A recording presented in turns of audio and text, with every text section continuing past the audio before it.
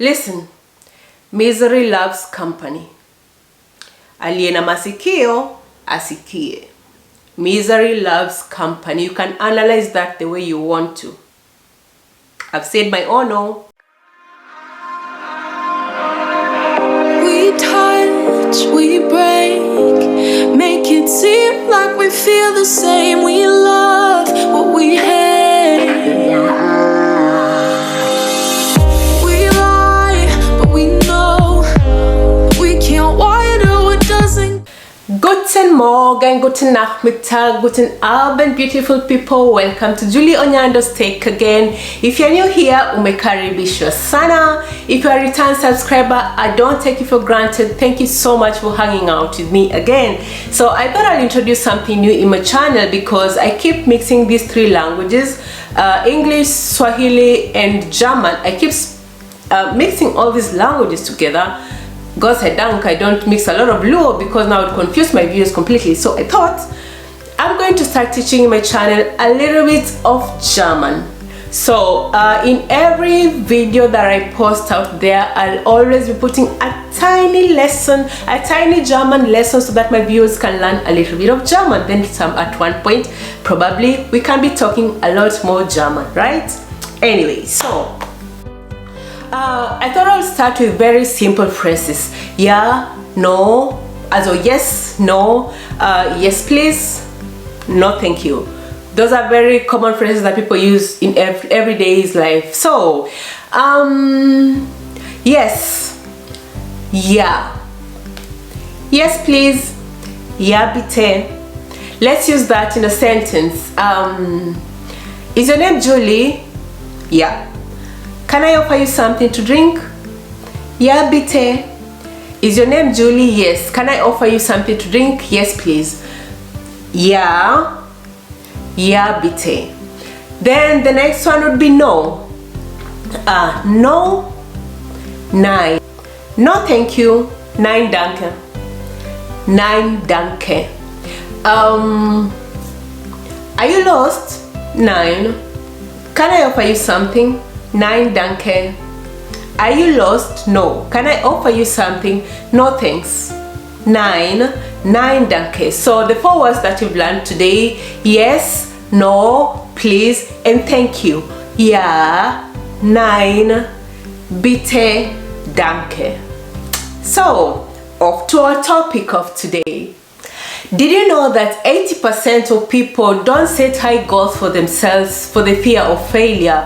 They look at it this way: I'm at point A and I want to get to point J, and then they put a big gap in between there, a big black pit hole, and they're like, there's no way I'm going to dodge these. So how do we get ourselves to get from point A to point J without scaring ourselves to death? What do you do when you set up a high goal and you want to achieve this goal? How do we get to this point? So I've just written a few things that I apply in my life to achieve some of the goals that I've set for myself, and I'm hoping it will help someone there achieve their goal as well. So the first thing that you need to do when you set a goal, break it into small achievable goals. You want to get on top of the stairs and you're at the bottom of the stairs. Most of us look at the top of the stairs, or let me make it the other way around.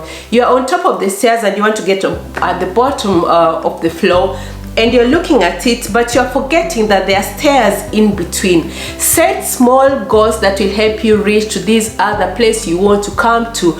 Don't look at it like I'm in A and I want to get to D, and you forget that there is A, B, C, D, there is in between. Set tiny goals that will help you achieve this big goal that you're looking at. If you're in nursing, it's the same as care management, Pflegeplanung. You have this goal, you have to set tiny goals that will help you reach to this point that you want to. So if you have, you want to do something, you set a goal here. Look at what you need in between in order to get you there. Don't look at it like I am here and I'm supposed to get here, and you imagine you're supposed to make a big jump.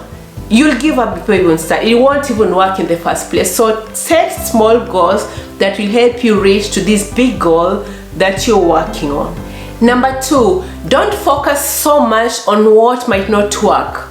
Try and focus on that might work. We suffer so much because of the imagination we have. Instead of focusing on the reality, we are focusing on this worst case scenario imagination that we have, that we forget to live the reality and what we have on the table. I take an example of someone who wants to jump in a pool.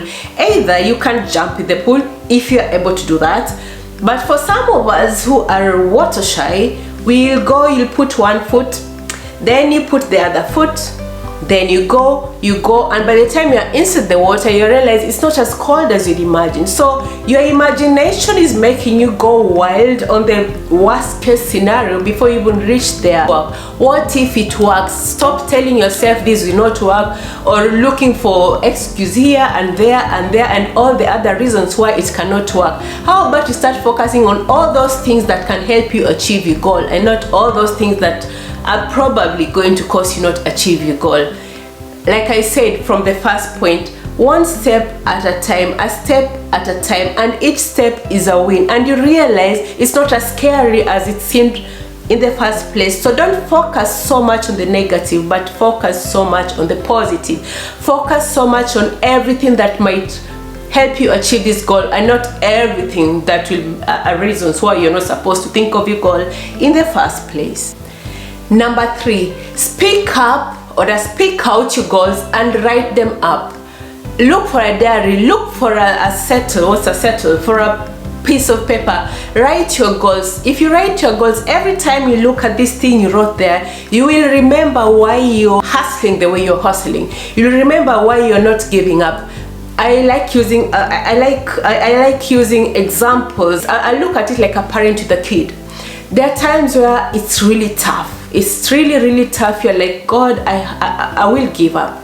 But you look at your kid and like, I cannot afford to give up. I cannot afford to give up because of this kid. I cannot afford to give up. Treat your goal like a new kid. On a new kid, you'll invest your time, you'll invest your money, you'll give it your all, you'll invest everything you have in you, because you're focused on making this kid grow up. So if you treat your goal like a kid, you treat your goal like this new kid, it will change the way you focus, it will change the way you plan, it will change the way your point of view, it will change so many things in your life, it will change your habits. So the same way you take care of a kid is the same way you should take care of your goal.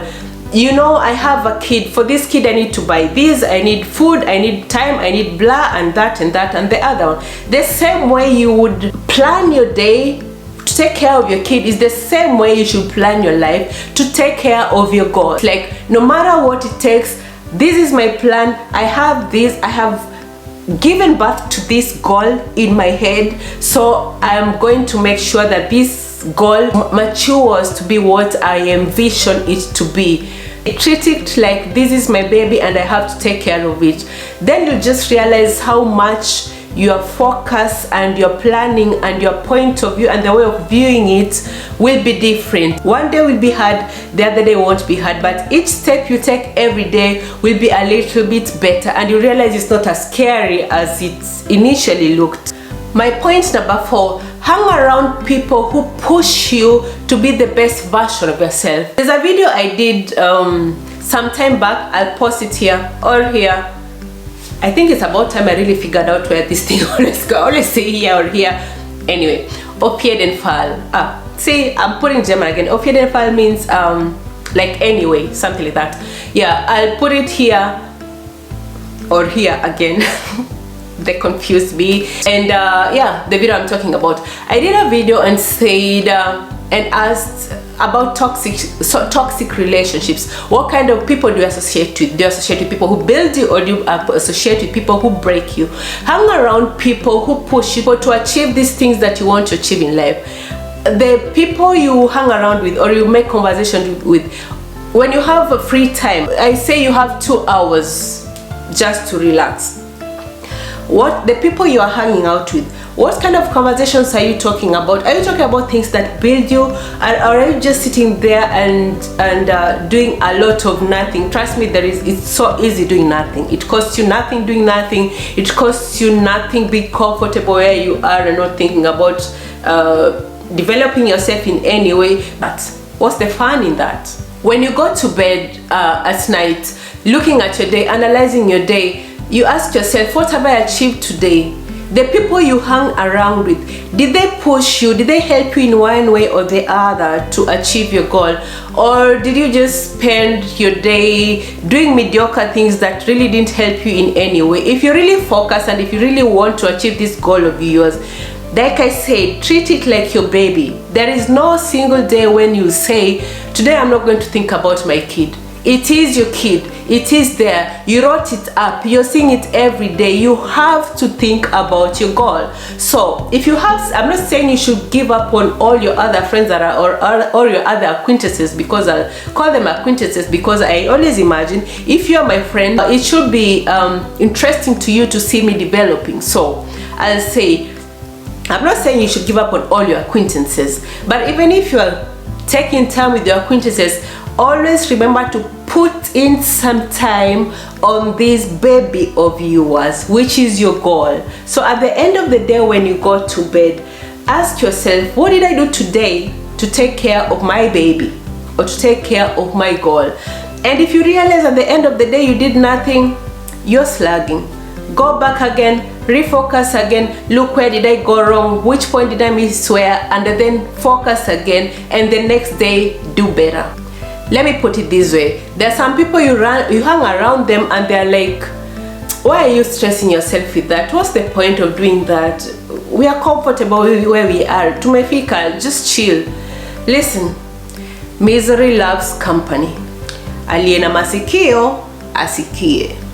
Misery loves company. You can analyze that the way you want to. I've said my own. Point number 5. Don't be afraid to ask for help. Even the Bible say you have not because you ask not. Is it like that? Something like that. Something like that. Yeah. You have not because you ask not. If you don't know something, don't be scared to ask. The worst thing that can happen is the person will tell you no, or the person will tell you I'm not helping you. One thing about asking is it will help you reach to where you want to be. The other thing that I always say is good about asking somebody that you are 100% sure can help you, 100% sure they have this information, or 100% sure they can help you to reach the next stage. Number 1, this person might help you move a stage closer to your goal. And number 2, this person might decide not to help you, and when you're 100% sure this person is in a position to help you, that is also a good thing, because it helps you know who can I depend on and who can I not depend on. So whichever way it is, whatever comes, ask. Just ask. You never know. You might ask and get the answer you're hoping for. You might ask and not get the answer you're hoping for, but at least you won't go to bed asking yourself, what if I had asked? What if I had this on? That's the worst thing you can do yourself, going to bed and asking yourself, what if I had? What if I had, when you could have? So ask. You have nothing to lose. The worst that can happen is you don't get the assistance you expected, and the positive thing that can happen is you get the assistance you expected, or you get to learn somebody on another point of view, know where to what do you call it, where to lay your eggs. Now, yeah, because the truth is, there are some people you associate with, or there are some people you put your trust and you really think they will always have your back, but the truth is they like you, or they are comfortable being around you because you are at a level they are comfortable with. But once they realize you're working towards achieving something else, they start giving you some mediocre excuses as to why you should not work towards your goal, or as to why they cannot help you achieve your goals, or things like that. So it's okay to ask. It's good to ask, because it lets you know who can I rely on and who can I not rely on, instead of you just babbling there with people who actually are not going to help you in one way or the other, except having this in the level where you are for reasons they know better for themselves. Because for me, I always say, if people around me are happy, I will also be up. It feels good when you have people around you who are in the same level with you. And when you have these people who have already gotten the same level with you, then you work together to move forward and forward and forward. Hell, I want associations, I want friends, I want people around me who push me to be the best version of me. So, if you have a goal, look for people who will push you to achieve this goal of yours. Look for the right associations. Just make sure you spend most of your time on people who are also spending time or spending their energy helping you achieve this goal of you. The sixth one is not a how-to, but a point of view, my point of view. Und zwar, we are most proud when we achieve things that at one point in our lives we thought were impossible. So, make yourself proud today and set a goal that at one point in your life you thought was impossible.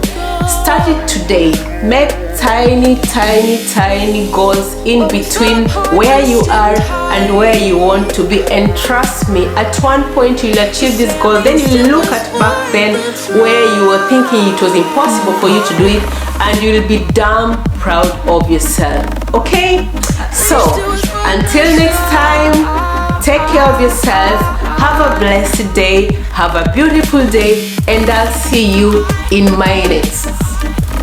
Ciao.